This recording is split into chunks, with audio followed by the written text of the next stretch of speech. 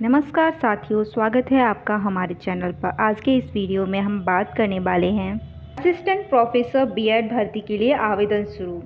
दोबारा जारी किया गया है विज्ञापन। 12 जून तक होंगे रजिस्ट्रेशन और 107 पदों पर होगी भर्ती। जैसे कि इस आर्टिकल में दिया हुआ है कि शिक्षा सेवा चयन आयोग ने शुक्रवार को 107 पदों पर असिस्टेंट प्रोफेसर बीएड भर्ती के लिए विज्ञापन जारी कर दिया है। आयोग की ओर से यह विज्ञापन दोबारा जारी किया गया है। भर्ती के लिए अभ्यर्थी 12 जून तक आवेदन कर सकते हैं। आयोग की ओर से प्रदेश के अशासकीय अनुदानित महाविद्यालयों में रिक्त सहायक आचार्य के 1017 पदों पर ऑनलाइन विज्ञापन जारी किया गया था। इस विज्ञापन के सहायक आचार्य बीएड के 107 पदों पर भी आवेदन मांगे गए थे। इसमें आवेदन की अंतिम तिथि को 31 अगस्त 2022 थी। मानकों के अनुरूप न होने पर 107 पदों की भर्ती का मामला इलाहाबाद हाई कोर्ट में चला गया। न्यायालय द्वारा दिए गए आदेश में कहा गया है कि सहायक आचार्य बीएड की अर्हता एनसीईटी के मानकों के अनुरूप नहीं है। अभ्यर्थी इन पदों के लिए अनुरूप नहीं है। ऑनलाइन आवेदन के लिए शुल्क जमा करने की अंतिम तिथि 13 जून बताई गई है। वहीं अभ्यर्थी ऑनलाइन आवेदन पत्र 14 जून से 5 बजे तक जमा कर सकते हैं। साथ ही प्रोफेसर राजेंद्र सिंह रज्जू भैया में नेट स्कोर से होगा 24 विषयों में पीएचडी प्रवेश। प्रोफेसर राजेंद्र सिंह रज्जू भैया राज्य विश्वविद्यालय में नए सत्र 2025 में नेट स्कोर के माध्यम से 24 विषयों पर पीएचडी के प्रवेश प्रारंभ होंगे। जिन विषयों में नेट परीक्षा नहीं आयोजित की जाती थी, उन विषयों के लिए विश्वविद्यालय प्रवेश परीक्षा आयोजित करेगा। नए सत्र से पीएचडी के लिए 24 विषयों पर विश्वविद्यालय की ओर से कोई भी प्रवेश परीक्षा आयोजित नहीं कराई जाएगी। जून 2024 में वैध UGC net, CSIR, UGC net, ICAR net अथवा JRF फेलोशिप प्रमाण पत्र धारकों के स्कोर के आधार पर ही एडमिशन कर लिया जाएगा। 24 विषयों में जो कला संकाय में प्राचीन इतिहास, संस्कृति और पुरातत्व, राजनीतिक विज्ञान, दर्शन शास्त्र, गृह विज्ञान, संस्कृत, अंग्रेजी, मध्यकालीन आधुनिक इतिहास आदि सब्जेक्ट जो आप इसमें देख सकते हैं, उन सभी विषयों पर कोई प्रवेश परीक्षा नहीं आयोजित की जाएगी। ऐसे विषय जो नेट या CSIR में शामिल नहीं है, उनकी परीक्षा विश्वविद्यालय खुद ही आयोजित कराएगा। इसके अलावा विश्वविद्यालय जल्द ही पीएचडी पर्यवेक्षकों या उपलब्ध रिक्त सीटों की अस्थायी सूची भी जारी कर देगा। एसएससी की परीक्षाओं का सत्यापन 5 स्तर पर होगा। आधार न होने पर प्रस्तुत होंगे कई दस्तावेज। एसएससी ने स्पष्ट करा है कि अभ्यर्थी आधार प्रस्तुत नहीं करना चाहते, उन्हें नाम, पिता का नाम, लिंग, जन्म तिथि, पता और फोटोग्राफ विवरणों के समर्थन में दस्तावेज अपलोड करना जरूरी होगा। इसके लिए स्वीकृत दस्तावेजों में पैन कार्ड, पासपोर्ट, मतदाता पहचान पत्र, ड्राइविंग लाइसेंस, जन्म प्रमाण पत्र, स्कूल प्रमाण पत्र, यूटिलिटी बिल, बैंक पासबुक, किराया समझौता और हाल ही में खिंचवाया गया पासपोर्ट आकार का फ़ोटो भी शामिल किया गया है। इसका मैनुअल सत्यापन भी जरूरी होगा।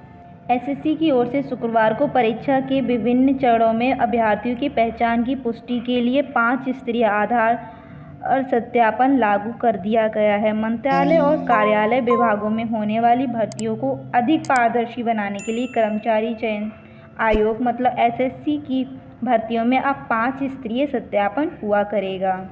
ये है शिक्षक छात्र अनुपात पर होगा एक दूसरे जिले में तबादला, मतलब ट्रांसफ़र के लिए शासन ने जिले के अंदर और एक दूसरे जिले में सामान्य तबादले का आदेश जारी कर दिया है।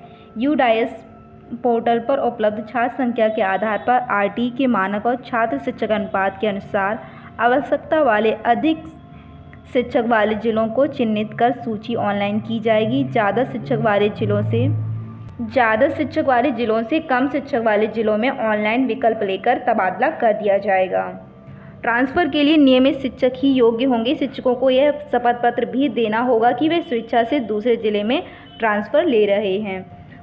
उस जिले में वे सहायक अध्यापक की वरिष्ठता सूची में निम्न क्रम में रखे जाएंगे। सेवा अवधि की बाध्यता नहीं। शासन की ओर से यह भी निर्देश जारी किया गया कि एक दूसरे से जिले में जो सामान्य ट्रांसफ़र के लिए जो सेवा अवधि की कोई बाध्यता नहीं होगी, जबकि पूर्व में पुरुषों के लिए 5 साल और महिलाओं के लिए 2 साल की न्यूनतम सेवा अवधि जिले में पूरी होने की बाध्यता थी।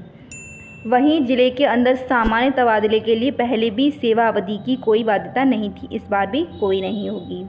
मतलब अब कोई वैसा नहीं है कि 2 साल तक आपका ट्रांसफ़र नहीं हो सकता या फिर 5 साल तक, पहले ऐसे हुआ करता था। क्योंकि 8 साल बाद होगा शिक्षकों का तबादला। जैसे परिषदीय विद्यालयों में अपने घर के पास जाने की उम्मीद लगाए शिक्षकों को बहुत बड़ी राहत मिलने वाली है। शासन ने 8 साल बाद जिले के अंदर सामान्य तबादले व समायोजन का आदेश जारी कर दिया है। साथ ही 1 साल बाद एक से दूसरे जिले में सामान्य ट्रांसफ़र के भी आदेश जारी किए गए हैं। अब बेसिक शिक्षा विभाग समय सारणी जारी कर ट्रांसफ़र प्रक्रिया को स्टार्ट कर देंगे। प्रदेश में 2016 में परिषदीय विद्यालयों के शिक्षकों के जिले के अंदर ट्रांसफ़र किए गए थे, मतलब 2016 में ट्रांसफ़र किए गए, तो उससे किंतु 2023 में ट्रांसफ़र तो किए गए थे, लेकिन एक ज़िले से दूसरे ज़िले में जो ट्रांसफ़र किए गए थे वो ज़िले के अंदर नहीं हुए थे।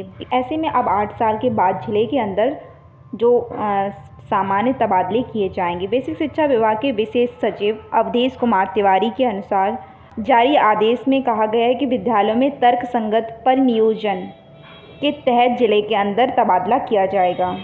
इसके लिए डीएम की अध्यक्षता में 4 सदस्यीय कमेटी होगी, जिसमें सीडीओ, डाइट प्राचार्य व बीएसए शामिल होंगे। तबादले ग्रामीण सेवा संवर्ग से ग्रामीण सेवा संवर्ग व नगर क्षेत्र से नगर क्षेत्र में किए जाएंगे, मतलब गांव से गांव में और नगर का नगर में ट्रांसफ़र किया जाएगा।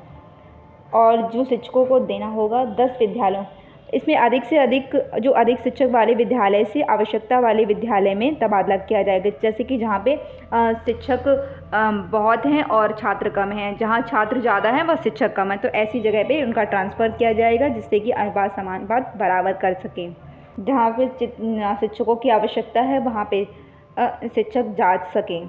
शिक्षक से 10 विद्यालयों का विकल्प लिया जाएगा। ऑनलाइन पोर्टल पर आवेदन ही पूरा माना जाएगा।